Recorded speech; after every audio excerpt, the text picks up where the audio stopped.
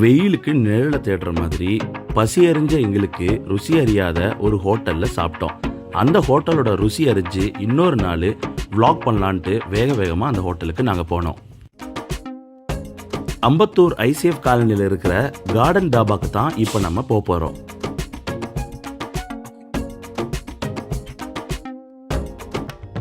எனக்கு தெரிஞ்சு இங்கே ஐயப்பாக்கத்தில் ஒரு தாபா ஹோட்டலுக்கு போகணுன்னா கண்டிப்பாக ஒரு 8 கிலோமீட்டர் தாண்டி ஹைவேக்கு தான் போகணும். இது இப்போ இவ்வளோ பிஸி ஷெட்யூல் சிட்டிக்குள்ளே அமைதியான ஒரு கார்டன் அமைச்சு கார்டன் தாபான்னு பேர் வச்சு ப்ளசண்ட்டான லுக்கிங்கில் வரவேற்பே ரொம்ப அருமையாக இருக்குது.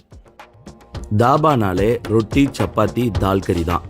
இங்கே இந்த ஹோட்டல் நான்வெஜ் வெஜ் 2 விதத்துலேயும் தாபாவோட ஸ்டைலை டிஃப்ரெண்ட்டாக கொடுத்துருக்காங்க. மிட் நைட் தாபான்னு ஒரு கடை பக்கத்தில் அங்கே கைத்துக்கட்டில் உட்காந்து சாப்பிட்ட அனுபவம் ரொம்பவுமே நல்லா இருந்துச்சு. அதே மாதிரி இந்த தாபா ஹோட்டல்லையும் கைத்துக்கட்டில் எதுவும் இருக்குமான்ட்டு கொஞ்சம் அங்கிட்டு இங்கிட்டுன்னு போய் தேடினேன். பட் இந்த தாபா கொஞ்சம் டிஃப்ரெண்ட் ஸ்டைலில் இருக்குது. இது தாபான்னு பேர் வச்சாலும் ஏன் தாபான்னு பேர் வச்சாங்கன்ற கேள்வி எனக்குள்ளே இருந்துக்கிட்டு தான் இருந்துச்சு. ஒரு நகரத்துக்கு நடுவில் பச்சை பச்சைன்னு ஒரு மரத்தை வளர்க்குறது ரொம்பவுமே கடினமானது. இந்த ரெஸ்டாரண்ட் கார்டன் தாபான்னு பேர் வச்சதுக்காக பச்சையெல்லாம் இருக்கணுன்றதுக்காகவே ஆர்டிஃபிஷியலாக நிறைய செடிகளை வச்சுருக்காங்க. இருந்தாலும் ஓப்பன் அட்மாஸ்பியர் அவங்களுக்கு ஒரு பலத்தை கொடுக்குது. நாம் என்னதான் ஃபேமிலியோட வெளியே போய் சாப்பிட்டாலும் நம்மளோட குழந்தைங்க அதுக்கு ஒத்துழைக்கணும். குழந்தைங்க ஒத்துழைக்கணும்னா அவங்களுக்கு அந்த ஹோட்டல் அட்ராக்டிவாக இருக்கணும். இந்த ஹோட்டல் லைட்டிங்ஸ் அமைப்பும் அங்கங்கே இருக்கிற ஸ்டாச்சுக்களும் அவங்களுக்கு ரொம்பவுமே அட்ராக்ஷன் கொடுத்துருக்கு. ஒரு முனியாண்டி விலாஸ் ஹோட்டலில் போயிட்டு இங்கே என்ன ஸ்பெஷல்னு கேட்டிங்கன்னா ஒரு பெரிய தாம்பாளத்தட்டு மூடியில் சமைச்சு வச்ச எல்லா ஐட்டத்தையும் ஒரு சாம்பிள் எடுத்துகிட்டு வந்து காமிப்பாங்க. இந்த கார்டன் தாபாவில் ஒரு கண்ணாடி குடுவை சேம்பர் வச்சுருக்காங்க. அந்த சேம்பருக்குள்ளே அன்றைய ஸ்பெஷல் எல்லாத்தையுமே டிஸ்பிளே பண்ணியிருக்காங்க. நாம் என்ன தான் மெனு கார்டை பார்த்து செலக்ட் பண்ணாலும் அதை பார்க்குறப்பயே இதை டேஸ்ட் பண்ணணுமா வேணாமான்றத எண்ணங்கள் தோன்றுது. கைத்துக்கட்டில் உட்காந்து சாப்பிடக்கூடிய அனுபவத்தை கொடுக்கலனாலும் ஓலை குடிசைக்குள்ளே உட்காந்து சாப்பிட்ற அனுபவத்தை இங்கே நல்லாவே கொடுத்துச்சு.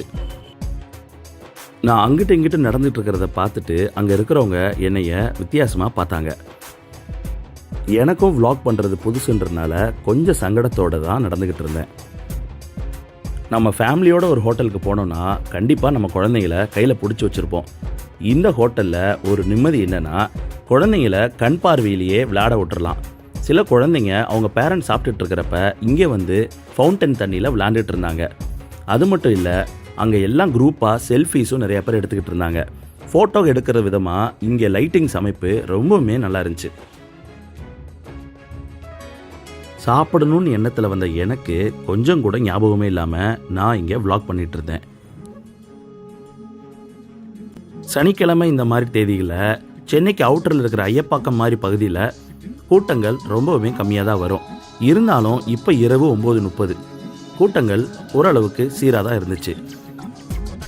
கல்யாண மண்டபமாக இருந்தாலும் சரி, ஆஃபீஸ் கேண்டீனாக இருந்தாலும் சரி, இல்லை ரெஸ்டாரண்ட்டாக இருந்தாலும் சரி, உள்ளே போன உடனே மெனு கார்டை பார்க்குறனோ இல்லையோ ஒரு டேபிள் விசிட் பண்ணிடுவேன்.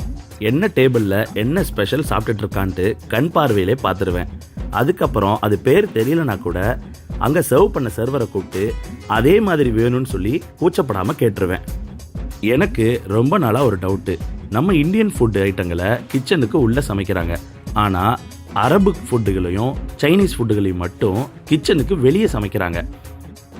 அரபு உணவான ஷவர்மா பிரிட்டிஷ் இங்கிலீஷையும் அமெரிக்கன் இங்கிலீஷையும் கலந்து உச்சரிக்குது. சமீப காலத்தில் இந்த ஷவர்மா ஏற்படுத்திய சாவுர்மான்ற பயம் இங்கே ஷவர்மா டேபிளை பார்க்குறப்ப கொஞ்சம் உணர்த்துது.